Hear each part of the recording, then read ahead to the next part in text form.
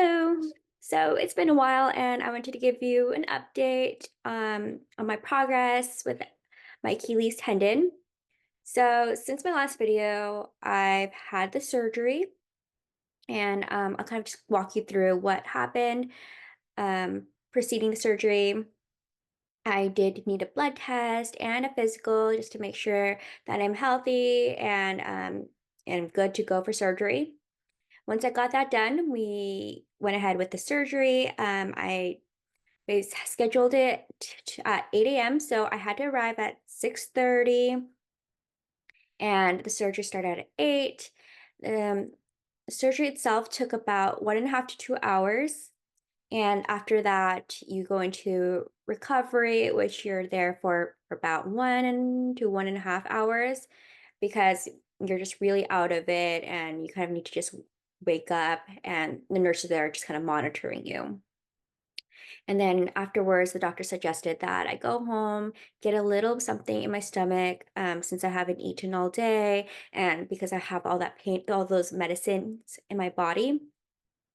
So that's exactly what I did. I went home, um, ate a light meal, which is just consisted of like chicken soup and rice. And honestly wasn't even hungry, but just forced myself to eat. And then I was just so tired.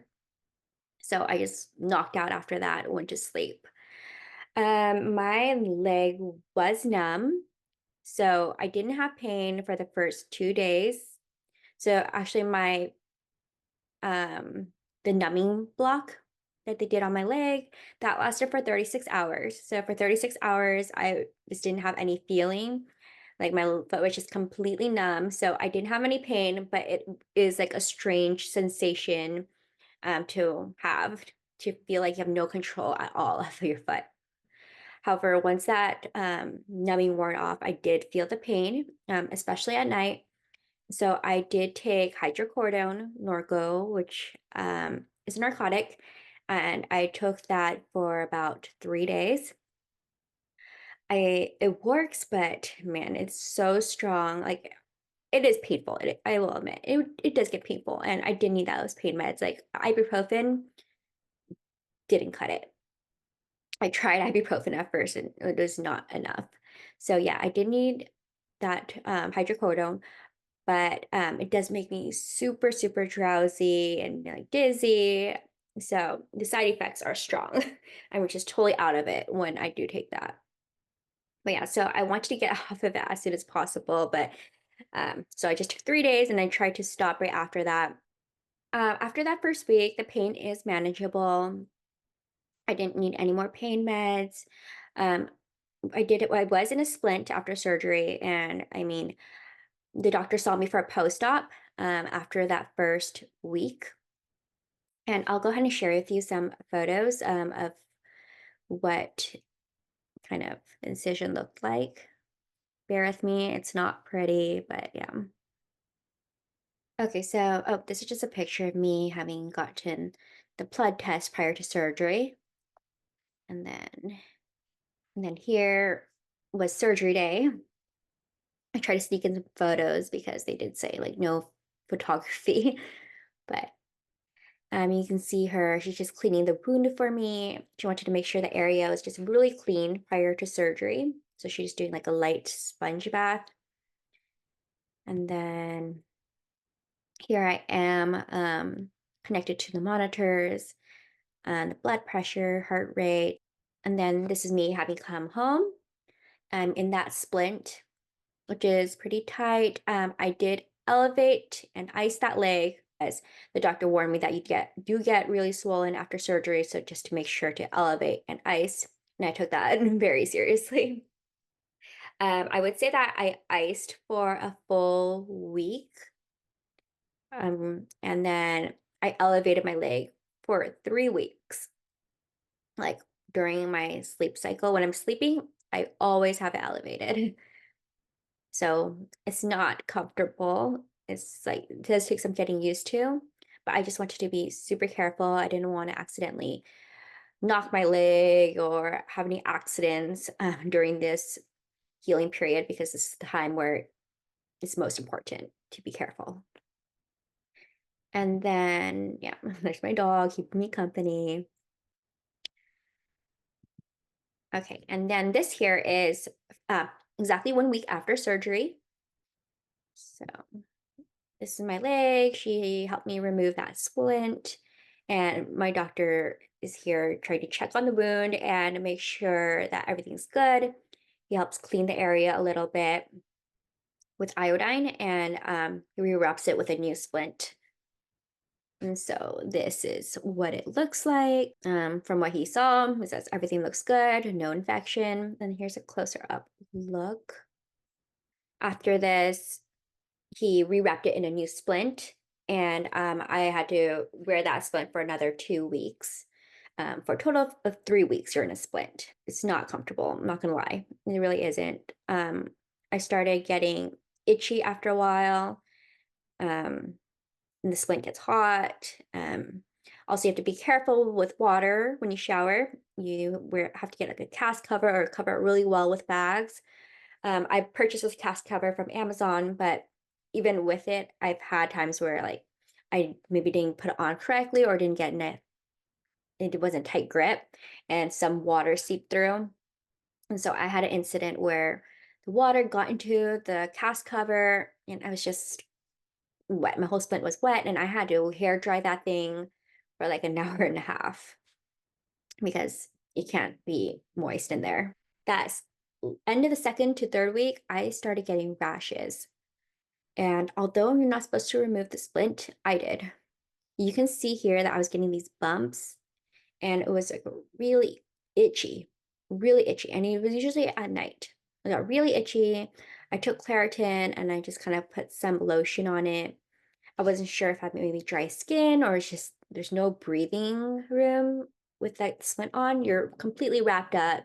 It's tight. I mean, so yeah, I would kind of sneakily remove it at night, every night that third week, because I was just having rashes. And then I kind of want to share with you what it was looking like at that third week. You can see that's my left leg over there, kind of bigger and plumper. And then on the right leg, you can see the leg just decreased in size from just no usage because I am at no weight bearing. Hi, so today we are finishing week 3, which means that I finally get to remove that splint and get into one of these boots. Here, let me show you. So we're getting this guy off today and we're moving into one of these cam boots.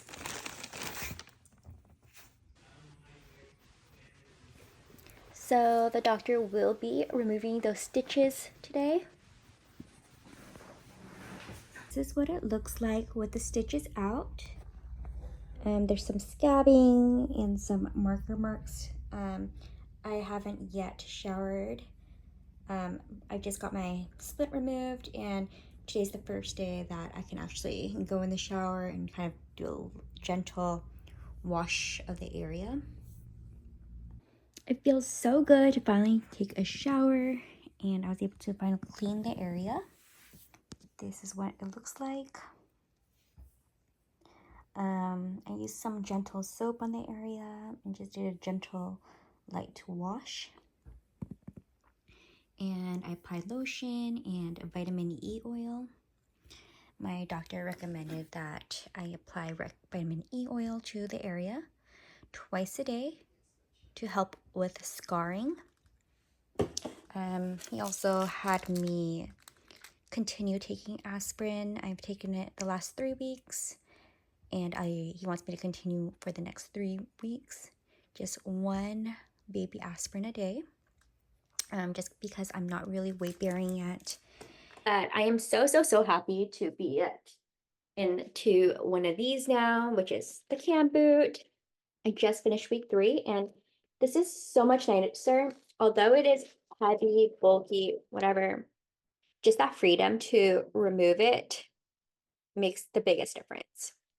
It'll definitely take me some time to adjust to wearing it. That's what it looks like. So currently at week 3, I can weight bear at about 10%.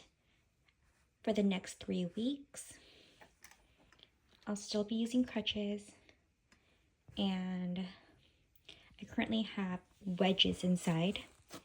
3 wedges from ProCare, and they're about this high. And each week I will decrease 1 wedge until I'm back at neutral position. As far as exercise goes, the doctor wants me to just do some light flexing of the toes and the instep area. Not too much movement. He doesn't want me to overdo it, overstretch it. We don't want it to tear, and we just want to be conservative and careful about it during this healing period. Okay, so I want to share with you some products that I found super helpful. So I got this cast cover from Amazon, and I would go with this one. I actually bought 2, and the other one was just, didn't have this ring.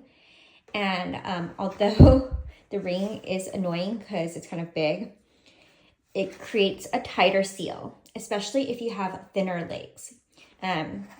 If your legs aren't thin, maybe the other one will work fine for you. But if you have smaller legs or it's for a child, I would suggest something like this because it is more tight. It gets a tighter grip so the water won't seep through as much. Get one of these. They're like $10. I will link everything down below, but it's just a suction cup and you can attach it to your shower wall, and it helps you with the balance because we are only using one leg. So I would definitely get one of those.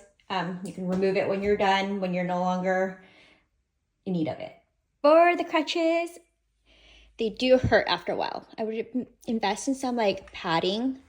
I got these from Vive, and I also got the one that came with this little pouch, which is convenient for if you need to store things like your cell phone or whatnot, because when you are using crutches, your 2 hands are holding this. So you don't have an extra hand to hold your cell phone or whatever. And sometimes if you're like me and I don't have pockets, this is very convenient. Okay, so the last item I'd recommend is this knee scooter.